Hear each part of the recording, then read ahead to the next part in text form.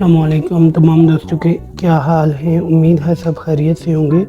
आप तमाम दोस्तों को मेरे चैनल द टीचर्स में खुश आमदीद। इस चैनल में मैं आपके लिए मकामी तारीख़ और मुख्तलिफ़ किस्म की मालूमात लेकर आता रहता हूँ।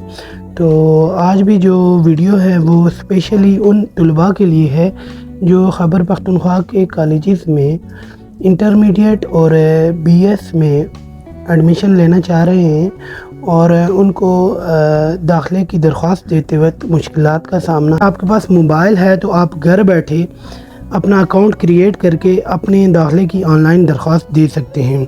तो बिना टाइम ज़ाया किए चलते हैं जी मोबाइल की स्क्रीन की तरफ। तो हमने गूगल क्रोम में आ जाना है और यहाँ आकर हमने वेबसाइट लिखनी है जी www.admission.hed.pk। ये नीचे लिखी आ रही है, इसको हमने क्लिक करना है। जैसे ही हम क्लिक करेंगे तो इस तरह का इंटरफेस हमारे पास शो होना शुरू हो जाएगा। ये इंटरफेस शो हो गया है।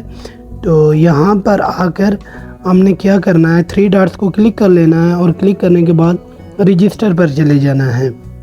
जैसे ही हम रजिस्टर करेंगे तो यहाँ पर ये मोबाइल नंबर मांग रहा है जो आपका रजिस्टर्ड मोबाइल फ़ोन है, आपका है या आपके वालिद का है या किसी बड़े भाई का है, वो आपने यहाँ पर लिख लेना है। तो आपने मोबाइल फ़ोन नंबर लिख लिया, फिर आपने जो है वो यहाँ पर पासवर्ड लिखना है। पासवर्ड लिखने के बाद यहाँ पर दोबारा आपने पासवर्ड लिखना है। इस पासवर्ड को लिखने के बाद जी यहाँ पर ये जो आपका कैप्चा है इसको आपने लिख लेना है जी, इसको जमा कर लेना है। तो क्रिएट अकाउंट पर क्लिक करना है। जैसे ही आप क्रिएट अकाउंट पर क्लिक करेंगे तो इस तरह का इंटरफेस आपके सामने शो होना शुरू हो जाएगा। तो यहाँ पर आपने अपनी मालूमात लिखनी है। मैं एक डमी आपके लिए लिख रहा हूँ, मैं अपनी ही मालूमात लिख रहा हूँ एक डमी के तौर पर। यहाँ पर आपने अपना जो है नाम लिख लेना है, फिर डेट ऑफ बर्थ सिलेक्ट कर लेनी है जी, जो भी आपकी डेट ऑफ बर्थ है। ईयर सबसे पहले आपने सिलेक्ट करना है, फिर मंथ सिलेक्ट करना है और फिर डे सिलेक्ट करना है। इसके बाद ईमेल अगर आपके पास है तो ठीक है, अगर नहीं है तो कोई बात नहीं। यहाँ पर आपने अपना रिलीजन सिलेक्ट करना है। रिलीजन सिलेक्ट करने के बाद यहाँ पर आपने अपना जो बे फॉर्म है नंबर है वो यहाँ पर लिखना है। बे फॉर्म नंबर लिखने के बाद आप नीचे स्क्रॉल करेंगे आएंगे तो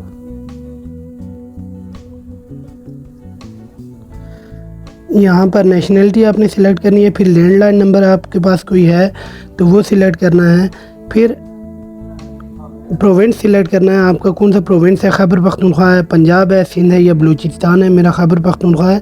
फिर यहाँ पर आपने आकर डिस्ट्रिक्ट को सिलेक्ट कर लेना है। मेरा चूँकि एबटाबाद है तो मैं एबटाबाद को सिलेक्ट करूँगा। फिर तहसील को सिलेक्ट करना है, यहाँ पर भी एबटाबाद को सिलेक्ट करूँगा। यूनियन काउंसिल जो सिलेक्शन है वो नहीं हो रही है तो इसको आपने इसी तरह छोड़ देना है। फिर आपने जेंडर सिलेक्ट करना है। फिर जो आपका ब्लड ग्रुप है वो अगर है तो इसको आपने सिलेक्ट करना है, नहीं है तो इसको आपने नील पर रहने देना है। तो मेरा ए पॉजिटिव है तो मैं ए पॉजिटिव को सिलेक्ट करूँगा। यहाँ पर आपने अपने फादर का CNIC लिखना है। तो ये एग्जांपल में डाल रहा हूँ, अपने फादर का CNIC लिखना है और पेरेंट का मोबाइल नंबर लिखना है। ये जो भी है यहाँ पर पेरेंट मोबाइल नंबर लिखने के बाद फिर आपने मदर नेम लिखना है जी, जो भी आपकी माँ का नाम है। तो मैं चूँकि एग्जांपल कर रहा हूँ तो मैं यहाँ पर एग्जांपल लिखूँगा जी। और मदर CNIC उसी तरह जिस तरह फादर का है आपने लिखना है।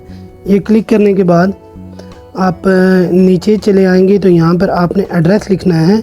तो यहाँ पर जो आपका एड्रेस है वो इस तरह करके लिखना है, village and post office, village and post office. जो भी आपका विलेज और पोस्ट ऑफिस है वो आपने लिख लेना है। बीरूट और तहसील एंड डिस्ट्रिक्ट एबटाबाद, आपकी जो तहसील है वो आपने लिखनी है और फिर डिस्ट्रिक्ट का नाम लिखना है और यहाँ पर सेव पर्सनल प्रोफाइल को आप क्लिक करेंगे तो ये सेव हो जाएगा। फिर नेक्स्ट विंडो पर आपके पास ये ज़रूरी हदायत आ चुकी हैं कि आपका अकाउंट बन चुका है। अगर आप इंटरमीडिएट में दाखिला लेना चाह रहे हैं तो आप अप्लाई फॉर इंटरमीडिएट करें, एडमिशन के लिए क्लिक करें। अगर आप बीएस पर दाखिला लेना चाह रहे हैं तो आप बीएस के लिए क्लिक करें। तो यहाँ पर आपने अप्लाई फॉर इंटरमीडिएट के लिए क्लिक करना है। यहाँ पर आपने सबसे पहले एग्ज़ाम सेलेक्ट करना है।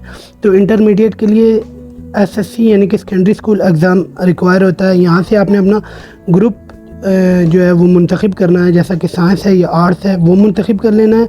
इसके बाद आपने अपना जो प्रोविंस है सूबा है वो मुंतखब कर लेना है। सूबा मुंतखब करने के बाद जिस बोर्ड से आपने मैट्रिक किया है वो मुंतखब कर लेना है।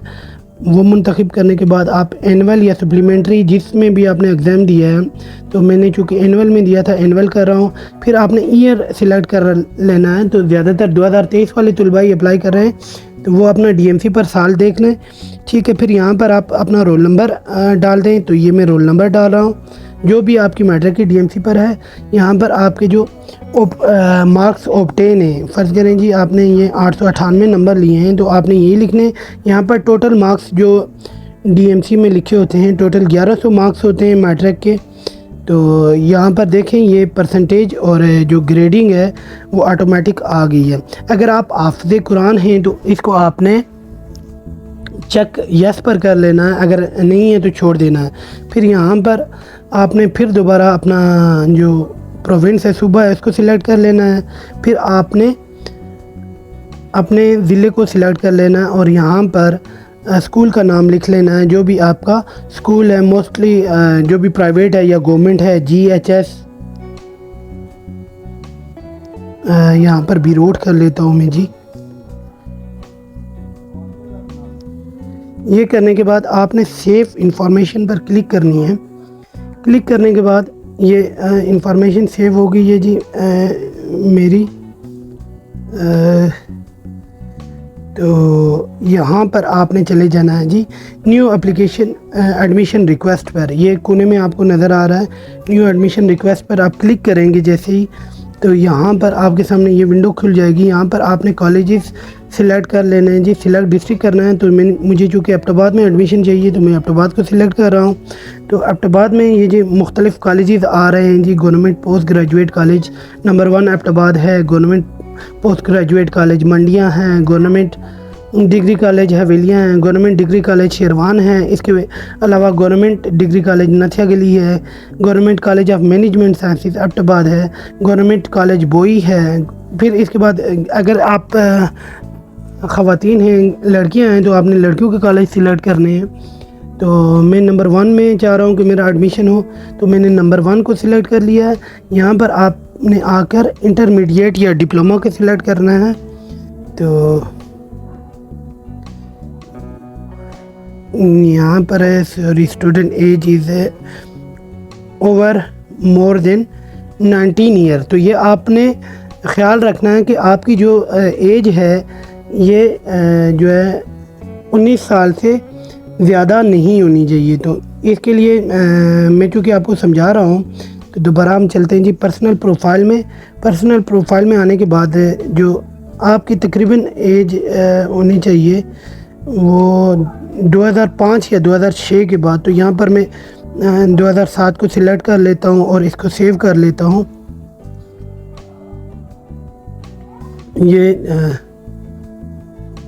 ये मंथ मैंने सिलेक्ट कर लिया और ये डे सिलेक्ट कर लिया और उसके बाद मैंने इसको सेव कर लिया। जैसे ही सेव किया और न्यू एडमिशन रिक्वेस्ट पर गए, फिर उसी तरह मैंने एबटाबाद को सिलेक्ट किया और जो पोस्ट ग्रेजुएट कॉलेज है इसको सिलेक्ट किया, फिर इंटरमीडिएट को सिलेक्ट किया। अब देखें मेरा हो गया, पहले नहीं हो रहा था क्योंकि जो एज थी वो 19 साल से ज़्यादा थी। तो आपने इस बात को मद्देनज़र रखना है कि आपकी जो एज है वो 19 साल से कम होनी चाहिए। फिर हमने प्रोग्राम को सिलेक्ट करना है। तो ये जी मैं computer science, pre engineering, pre medical, arts, humanities जो भी है तो मैं कंप्यूटर साइंस को सिलेक्ट करता हूँ। फिर नीचे आकर आपने जो कंप्यूटर साइंस के सब्जेक्ट हैं इनको सिलेक्ट कर लेना है। उसके बाद ये जो चीज़ है request against category of admission, इस पर ज़रा आपने ध्यान देना है। तो इसमें मुख्तलिफ हैं जी, डिस्ट्रिक्ट लोकल है, नॉन लोकल है, स्पोर्ट है, डिसेबल है, कॉलेज एम्प्लॉयज़ है। तो इसको हम देख लेते हैं, बारी बारी डिस्कस कर लेते हैं। तो यहाँ पर जो डिस्ट्रिक्ट लोकल है वो लोग आते हैं जिनके पास मुतल्लिका डिस्ट्रिक्ट का डोमिसाइल है। जैसे मैं एबटाबाद डिस्ट्रिक्ट का रिहायशी हूँ तो मेरे पास एबटाबाद डिस्ट्रिक्ट का डोमिसाइल है।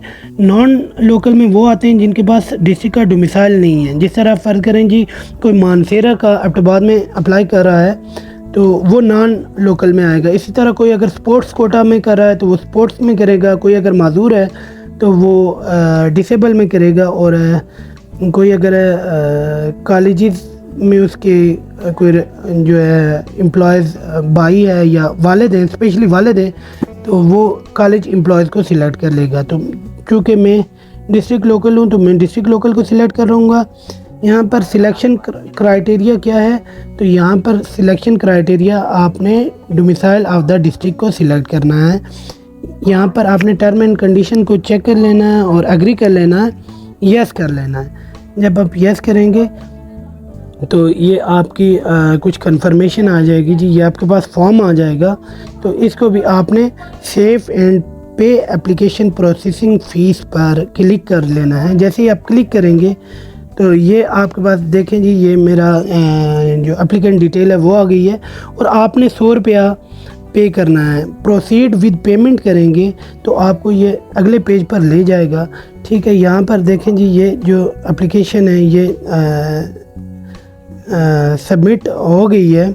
तो अभी देख लें, ये इसका टोकन नंबर है। इसको आपने किसी भी जैज़ कैश वाले से या जैज़ कैश ऐप से पेमेंट करनी है। वो कैसे पेमेंट करनी है वो भी आपको बताता हूँ। पहले ज़रा चलते हैं जी, ऑल एप्लीकेशन पर देख लेते हैं। तो यहाँ पर जी ये मैंने अप्लाई किया हुआ, तो एप्लीकेशन पेंडिंग है जी। तो एप्लीकेशन पेंडिंग चल रही है और पेमेंट जो स्टेटस है वो चेक पेमेंट स्टेटस, यहाँ पर हम क्लिक करेंगे तो ये अभी तक पेमेंट नहीं हुई है, पेमेंट पेंडिंग है। तो आपने व्यू एप्लीकेशन करना है। व्यू एप्लीकेशन करने के बाद आपने जो ये टोकन नंबर है इसको यहाँ से कर लेना है कॉपी। कॉपी करने के बाद जो ही आप इसको कॉपी करेंगे तो आपने अपने मोबाइल में आ जाना है जैज़ कैश ऐप में। जब आप जैज़ कैश ऐप में आएंगे आपने जैज़ कैश ऐप को ओपन कर लेना है जी। आपने जैज़ कैश ऐप पर लॉगिन करना है। लॉगिन करने के बाद यहाँ पर आपने चले जाना है और चले जाने के बाद यहाँ पर आपने पिन डालना है। पिन जैसे ही आप डालेंगे तो आपका जैज़ कैश अकाउंट जो है वो खुल जाएगा। नेटवर्क चूँकि स्लो है इस वजह से जो अकाउंट खुलने में प्रॉब्लम्स आ रही हैं। तो ये मेरा जैज़ कैश अकाउंट खुल गया है। यहाँ पर आपने आ जाना है माई जैज़ कैश में। यहाँ पर अगर आपका ऑनलाइन वोचर शो नहीं हो रहा है तो आपने एडिट करके इसमें ऐड कर लेना है और ऑनलाइन वोचर पर क्लिक करना है। जो उधर से हमने फॉर्म नंबर जो वोचर नंबर था वो कॉपी किया था उसको यहाँ पर पेस्ट कर देना है और कंफर्म कर देना है।